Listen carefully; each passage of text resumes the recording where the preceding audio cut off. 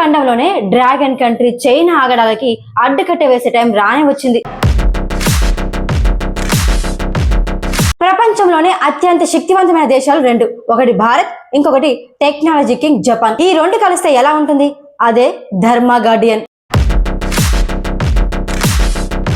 అసలు ఏం చెప్తున్నానో అర్థం కావట్లేదు కదా. భారతదేశానికి అతి ముఖ్యమైనది అండ్ ఆసియా ఖండంలోనే అతి ముఖ్యమైన దేశాన్ని కుదేలు చేసే ఒక సంఘటన మన భారతదేశంలో జరగబోతుంది. అదే సైనిక విన్యాసం. భారత్, జపాన్ రెండు దేశాలు కలిసి సైనిక విన్యాసం చేయబోతున్నారు. ఎక్కడ అంటే మన భారతదేశంలో.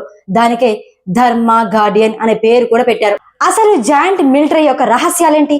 ఈ జాయింట్ మిలిటరీ జరగడానికి కారణాలేంటి? ఇందులో భారతదేశం యొక్క గొప్పతనం ఎలా పలకబోతుంది? ప్రపంచంలో భారతదేశం యొక్క పవర్ ఎలా ఉండబోతుందో అనే విషయాల గురించి, వీటి రహస్యాల గురించి తెలుసుకుందాం వచ్చేసాను వీడియోలోకి. ఈ ధర్మ గార్డియన్ ఇదే మొదటిసారి జరగడం కాదు. ఆల్రెడీ 2018లో స్టార్ట్ అయిపోయింది. ఒక సంవత్సరం భారతదేశంలో జరిగితే మరొక సంవత్సరం జపాన్ లో నిర్వహిస్తూ ఉంటారు. ఇలా ప్రతి సంవత్సరం ఈ ధర్మ గార్డియన్ అలా కంటిన్యూ అవుతూనే వస్తుంది. ధర్మ గార్డియన్ అంటే కేవలం తుపాకులు పేల్చడము లేదంటే కవ్వాతులు చేయడం మాత్రం కాదు. అసలే కాదు, ఇంకా చాలా ఉన్నాయి. ఆధునిక యుద్ధ తంత్రాలు, మోడర్న్ వార్ ఫేర్ ని నేర్చుకుంటారు ఒకరికొకరు. భారతదేశము, జపాన్ ఈ రెండు దేశాలు కూడా చైనాతో సరిహద్దు వివాదాలను ఎదుర్కొంటున్నాయి. మన భారతదేశం LAC వద్ద సరిహద్దు వివాదాలను ఎదుర్కొంటుంటే జపాన్ మాత్రం సేన్కాకు దీవుల వద్ద చైనాతో సరిహద్దు వివాదాలను ఎదుర్కొంటుంది. ఈ విన్యాసాలు క్వాడ్ కూటమి యొక్క బలాలని చాటి చెప్తాయి. హిందూ మహాసముద్రం, పసిఫిక్ మహాసముద్రాల్లో చైనా యొక్క ఆగడాలను తగ్గించడానికి మేము వస్తున్నాం, జాగ్రత్త, ఖబర్దార్, మేము కూడా ఉన్నాము అని గుర్తు చేస్తున్నట్టు ఒక హెచ్చరిక. ఇంతేనా ధర్మ గార్డియన్ అంటే? అయిపోయిందా అంటే ఎస్, అయిపోయింది. కానీ ఈ ధర్మ గార్డియన్ యొక్క పవర్ ఏంటో మీకు తెలియాలి అంటే ఇంతకు ముందు జరిగిన ధర్మ గార్డియన్ ఆ సైనిక విన్యాసాల్లో వాటి పవర్ ఏంటి, వాళ్ళు ఎలా ఎదుర్కొన్నారు అనే విషయాన్ని గురించి చెప్పడానికి రెడీగా ఉన్నాను. రాజస్థాన్ లో ఈ విన్యాసాలు జరిగినప్పుడు మహాజన్ ఫీల్డ్ ఫైరింగ్ రేంజ్ లో జరిగాయి. ఆసియాలోని అతిపెద్ద ఫైరింగ్ రేంజ్ లో మన భారతదేశంలో రాజస్థాన్ లో జరిగిన మహాజన్ ఫీల్డ్ ఫైరింగ్ రేంజ్ కూడా ఒకటి. విపరీతమైన వేడి, ఇసుక తుఫాన్లు, కఠినమైన భౌగోళిక పరిస్థితుల్లో సైనికులు ఎలా పోరాడాలి అని ప్రాక్టీస్ చేశారు. మన భారతదేశం తరపున సాహసోపేతమైన అతి పవర్ఫుల్ దేశానికి రక్షణ ఇస్తూ చైనా బార్డర్ లో మన దేశాన్ని కాపాడుతూ, మన బార్డర్లను కాపాడుతూ, మన శత్రువులని మట్టి కరిపిస్తూ చైనా యొక్క ఆగడాలని అదిమి పట్టిన రాజ్పుతానా రైఫిల్స్ బెటాలియన్ పాల్గొంది. జపాన్ నుండి అతి పురాతనమైన అతి powerful ground fire defence force నుంచి 40 మంది సైనికులు వచ్చారు. వీళ్ళందరూ కలిసి శత్రువుల వాహనాలను గుర్తించి వాటిని ఎలా అడ్డుకోవాలో, వాటిని ఎలా డిఫెన్స్ చేయాలో ప్రాక్టీస్ చేస్తారు. ఉగ్రవాదులు వెళ్లి ఏదైనా ఇంట్లో దాచుకుంటే డ్రోన్ల సహాయంతో వారిని ఎలా మట్టు పెట్టాలి అని లైవ్ లో డెమోల ద్వారా ప్రాక్టీస్ చేస్తారు. ఎడారి ప్రాంతంలో హెలికాప్టర్ల ద్వారా సైనికులని యుద్ధ భూములకి ఎలా తీసుకెళ్లాలి అనే విషయాల గురించి ప్రాక్టీస్ చేస్తారు. రాజస్థాన్ ఎడారిలో మన దేశంలో మనమే తయారు చేసుకున్న ఆయుధాలను చూసి జపాన్ ఆశ్చర్యపోయింది.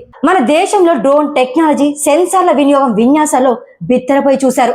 అసలు ఈ డ్రోన్ టెక్నాలజీని ఎలా వాడారో చెప్తానండి ఒకసారి. ఎడారి ప్రాంతంలో శత్రువుల యొక్క కదలికలను కనిపెట్టడానికి ఒక ప్రత్యేకమైన ISR గ్రిడ్ ని ఏర్పాటు చేశారు. ఇందులో చిన్న సైజు డ్రోన్ల నుంచి పెద్ద సైజు నిఘా డ్రోన్ల వరకు వాడారు. ఏదైనా బిల్డింగ్ లో శత్రువులు వెళ్లి లోపల దాక్కున్నప్పుడు సైనికులు లోపలికి వెళ్లకుండా బయటనే ఉండి ఫస్ట్ డ్రోన్లను పంపిస్తారు. అక్కడ ఎంతమంది ఉన్నారు, వారితో పాటు ఏమేమి వస్తువులు ఉన్నాయని చెప్పి లైవ్ లో చూస్తారు. ఈ విన్యాసాల్లో భారత్ తన స్వదేశీ డ్రోన్ల యొక్క శక్తి పవర్ ఏంటో చూపించింది. ముఖ్యంగా నిఘా చేయడానికి కొన్ని డ్రోన్లను జపాన్ కి పరిచయం చేసింది.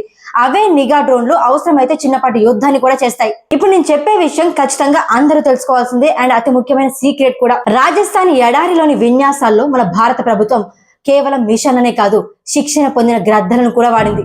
ఆ గ్రద్దల పేరు ఒకటి అర్జున్, మరొకటి దీప్. శత్రు యొక్క డ్రోనులు గాలిలో వెళ్తున్నప్పుడు ఆ డ్రోన్లను ఎలా వేటాడాలి అనే శిక్షణ ఇచ్చారు అదే రోజు. ఈ గ్రద్దల తల మీద చిన్నపాటి కెమెరాని అమరుస్తారు. గాలిలో వెళ్తున్న శత్రుల డ్రోన్లను గుర్తుపట్టి ఆ డ్రోన్ దగ్గరికి వెళ్లి వాటిని పొరిచి కడాప్ చేసి వాటిని కింద పడేస్తుంది.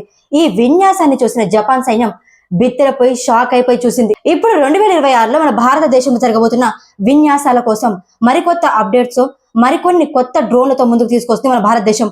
అదే MQ-9B ప్రిడేటర్ డ్రోన్స్. ఈ డ్రోన్లు అమెరికా తయారు చేసిన ట్రెండింగ్ డ్రోన్లు. ముఖ్యమైన విషయం ఏంటి అంటే ఈ డ్రోన్లకి పైలట్ అవసరమే లేదు.